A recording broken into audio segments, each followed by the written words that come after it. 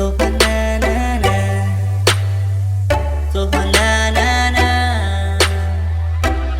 อยากเป็นลูกเคยของแม่เจ้าและอยากเป็นลูกเคยของพ่อเจ้า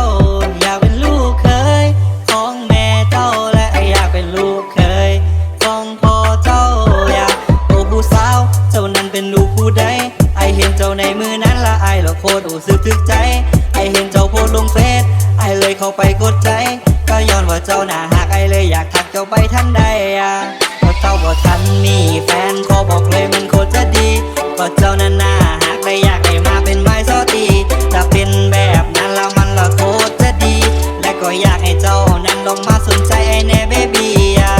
หน้าตาของไออาจสิบ่หล่อเหลาแต่หักแท้ได้ความจริงใจไอมีเต็มกระเป๋า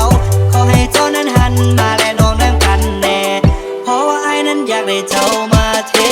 คแคร์อยากเป็นลูกเคยของพ่อแม่เจ้าอยากเป็นผู้เฒ่าและผู้แก่กับนางกระดอกเท่าใดสิให้พ่อไปตามก็เพียงน้องนางเปิดใจไอ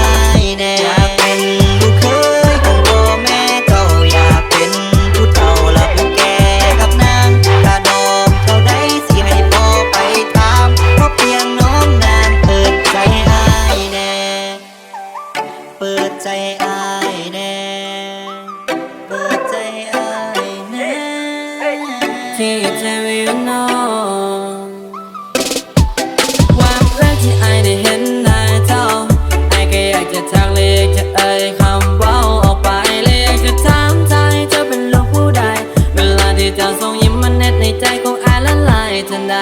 เอ้ยคอยติดใจเจ้าตั้งแต่แวบแรกก็บอกผมเธอที่เป็นตาแซ่บหัวใจระเบิดโทรให้พร้อมแรกเพียงเจ้าแนบมาไอในก็ยิ้มไปหมดมือหมดเขินก็ยังว่าเจ้าน่าฮักก็เพราะว่าเจ้าน่าฮักไอเลยก็เข้าไปซักเมสเซนเจอร์เฟซแอดไปละเธอ